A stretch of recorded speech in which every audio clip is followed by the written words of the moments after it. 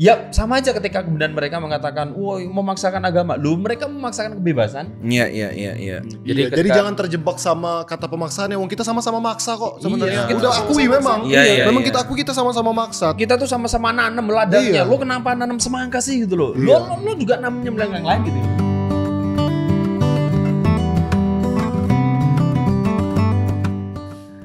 Ya, jadi tadi kemarin kita ngomongin soal FWB dan hal-hal penyimpangan ya bisa dibilang itu ya. Dan variannya ya. Sebenarnya alternya. Sebenarnya itu kan ngomongin kita. Padahal kan sebenarnya kita suka egois ya. Kita nggak mikir loh generasi selanjutnya ini gimana. Iya. Karena terbukti sekarang mereka balik lebih cepat. Itu aku nggak tahu itu fenomena yang udah disurvei. Balik. Iya, maksudnya udah Iya udah dewasa belum sebelum. Tapi dewasa tuh aku nggak setuju karena dewasa itu mereka tuh menua tanpa mendewasa menurut gua. Mereka menua lebih cepat gitu. Menua dalam artian tadi reproduksinya lebih mungkin bahasa kasarnya mesum lebih cepat gitu. Iya, bener.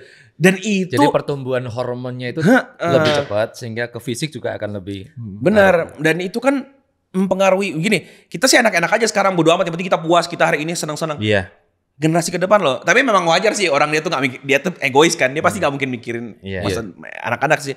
Kayak waktu aku pernah ngupload itu kayaknya view terbanyak di udah aku archive ya. Waktu ada anak SD niru adegan mesum, yang mereka guling-gulingan gitu di sekolahan. Terus temannya malah tepuk tangan. Iya gitu.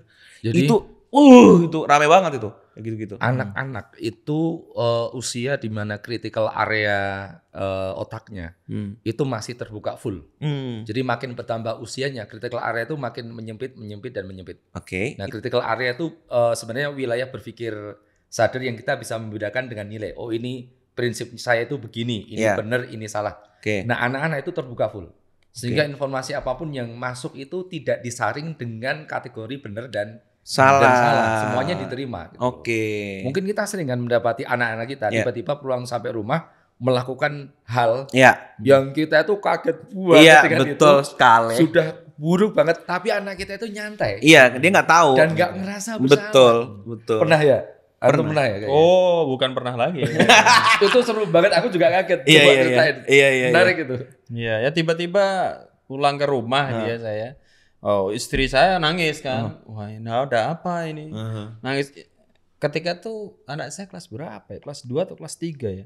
Tiba-tiba istri saya bercerita bahwa di HP-nya gitu ya.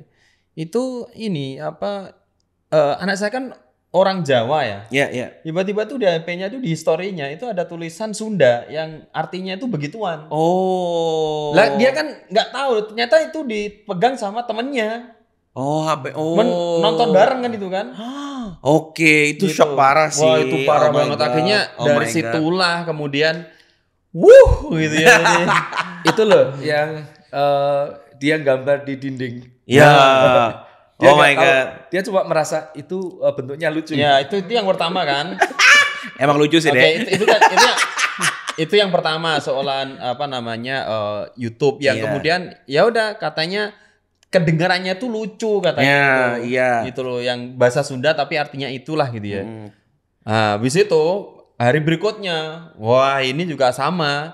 Nah, bagi saya secara untuk menenangkan hati saya ya, namanya itu juga proses bagi saya, pembelajaran saya juga itu tiba-tiba dia gambar di tembok tetangga, itu gambar yang lato-lato. Padahal zaman itu kan belum ada lato-lato kan itu. Itu saya langsung Allahu Akbar. Emang itu apa? Enggak tahu tuh, ya kan? Jadi itu ini itu yang ngajari si ini. Oke, nah habis itu saya tahu nih, gua tandain nih satu. Tapi saya tandain untuk disampaikan ke orang tuanya. Pak, kemarin gini-gini. Mereka juga kaget kan. Pada akhirnya kita bikin ya program TP apa segala macam itu. Artinya inilah dunia anak-anak yang terkadang mereka nggak tahu itu baik dan buruk. Tapi itu seru aja gitu loh. Itu yang pada akhirnya buat kita harus hati-hati gitu loh. Setuju. Gitu. Karena apa? Karena anak-anak itu kan bener-bener itu kayak zaman dulu sih pitanya itu masih bersih banget, ladangnya itu masih subur banget loh. Jadi apapun yang nempel ke dia itu nanti akan benar-benar gampang tumbuh gitu loh. Dan tadi loh critical area-nya itu dalam kondisi membuka.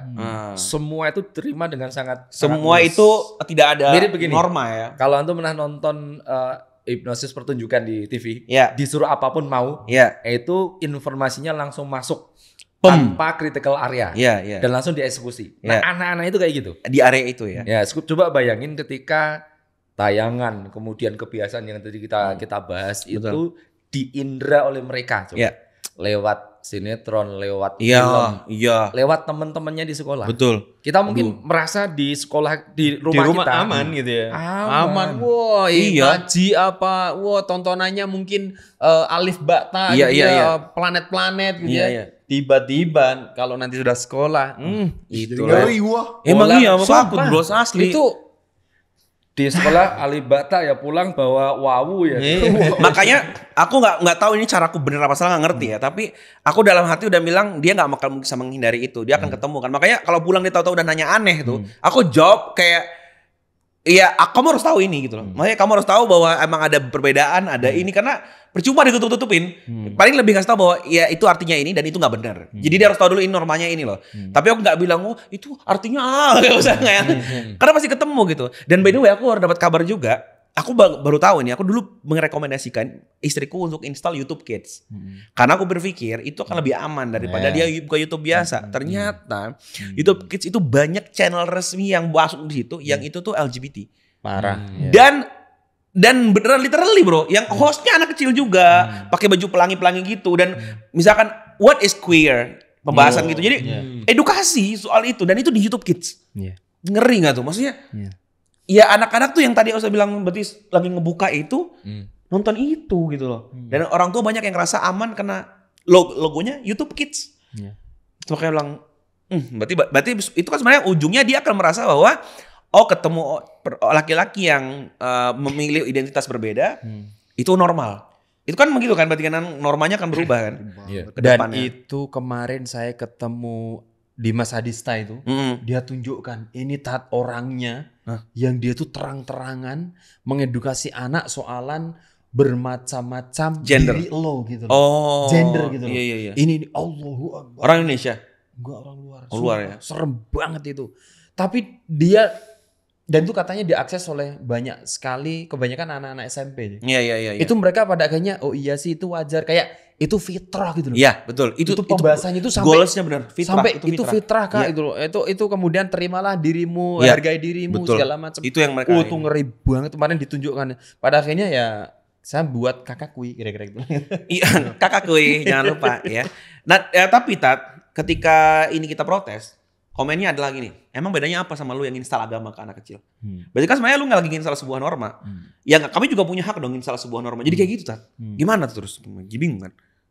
Ya kayak dulu bahwa menginstal agama itu adalah pemaksaan kan tuh. Iya maksudnya kayak lu juga ngajar agama kok ke anak lu paksa berhijab kan? Walaupun ibaratnya mereka kan punya hak milih gitu. Sebenarnya anak-anak kan tidak gini. Kalau dalam bahasa saya, anak-anak itu belum ada pilihan kok sebenarnya. Iya. Tapi anak-anak itu dibentuk gitu loh. Nah pertanyaannya orang tua itu mau ngebentuk anak dengan seperti apa? Lu anak itu dikasih kue juga dimakan kuenya, anak dikasih racun pun dia akan makan gitu loh. Nah pertanyaannya ini bukan pada soalan anaknya, karena anaknya kan suci. Anaknya itu kayak ladang kosong. Yang dan kita mau tanami apa gitu loh. Betul. Maka kita sebagai orang beriman, kita punya standar dong. Sebagai orang tua yang pengen akhiratnya beres, bismillah gitu ya, pengen kemudian hidup kita baik sesuai dengan Allah, ya pilihan kita bahwa apa? Agama adalah hal yang harus saya tanamkan sejak kecil. Sebagai standar hidup dia. Sebagai standar hidup gitu loh. Kenapa? Ya sama aja ketika kemudian mereka mengatakan, woi memaksakan agama. Lu mereka memaksakan kebebasan. Iya. Jadi jangan terjebak sama kata pemaksaan ya. Kita sama-sama maksa kok sebenarnya. Udah akui memang. Memang kita sama-sama maksa. Kita tuh sama-sama nanam ladangnya. Lu kenapa nanam semangka sih gitu loh. Lu juga nanamnya yang lain gitu loh. Iya. Makanya pada akhirnya kembali kepada standar sebenarnya baik dan buruk, benar dan salah itu seperti apa gitu. Jadi yang dipermasalahkan mereka ketika mengatakan, "Lu apa bedanya? Kalian juga menanamkan agama sejak kecil." Kami bisa dong menanamkan ini sejak mereka kecil. Itu yang kita permasalahkan bukan kapan menanamnya sejak kecil atau ketika dia dewasa, tapi apa yang dia tanam yang kita permasalahkan. Berarti ya jawaban orang-orang dari YouTube ataupun apa ya udah lu tontonin yang lain dong ke anak lu. Gue bebas dong pakai platform ya mau gimana lagi ya emang punya dia ya. Jadi kita yang nggak bisa mau boikot juga dia juga. Nah itu jadi yang perlu kita kita ambil pelajaran sekarang, mereka yang membentuk pola pikir, pemahaman, rasa yang salah tadi seserius itu loh. Menyiapkan, mengkomunikasikan, memprogram, menyediakan segala sarana prasarana, kemudian menggelontorkan dananya. Dana yang enggak terus kita mau biasa-biasa aja. Terus gimana kemudian anak-anak kita ke depan? Itulah.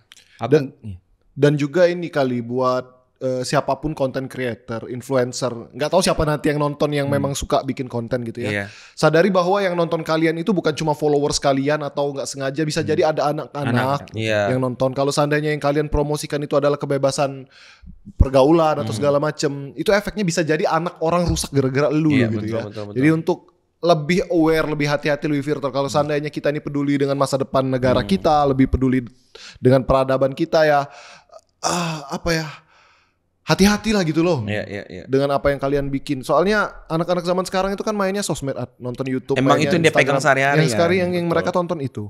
Maka mereka dapat ide-ide tentang kebebasan bergaul, FWB yang lain-lain itu. Ya tentu dari influencer-influencer yang mereka follow betul. Gitu ya. Kalaupun seandainya ada influencer yang nonton gitu ya, please jangan hanya karena kalian pengen gue loh punya kebebasan berpendapat gitu ya, gue dong gaya hidupnya tuh international and gaul gitu ya. Bisa jadi ada anak orang yang orang tuanya itu berharap anaknya itu punya standar berbeda dari Anda, jadi rusak.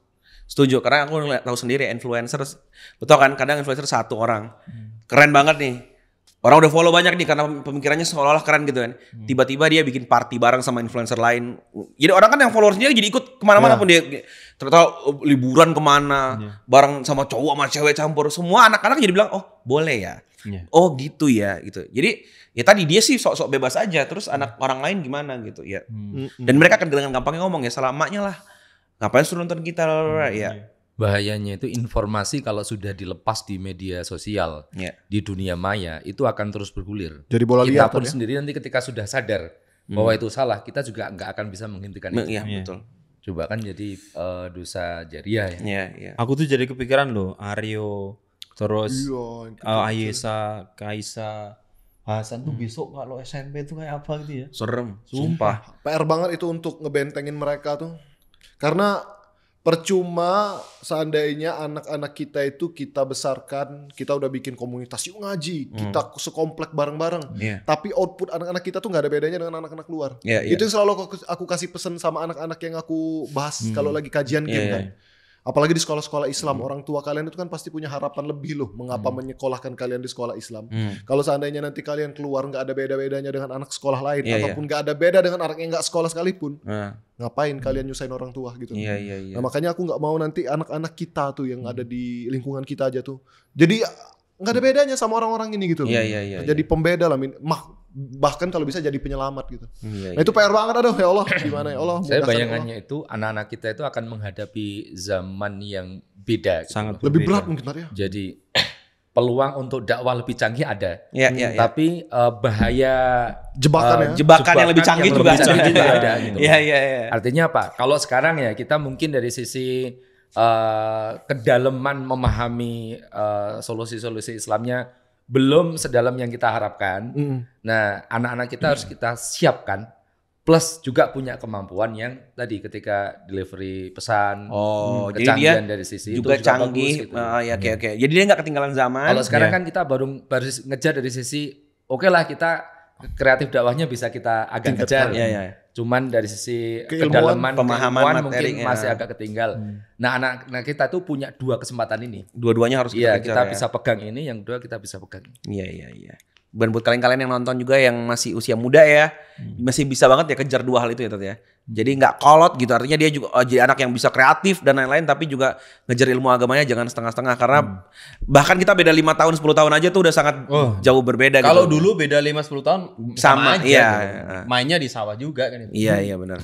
Tantangan kalian lebih besar kayaknya. Itulah. Artinya kalau bagi saya jangan pernah egois dengan gaya hidup kita, dengan segala macam, karena Anda itu dilihat oleh anak-anak.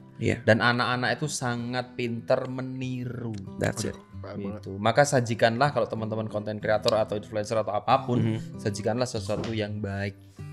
Karena itu akan menjadi tabungan kita, juga tabungan kebaikan kita juga sebenarnya. Iya, betul.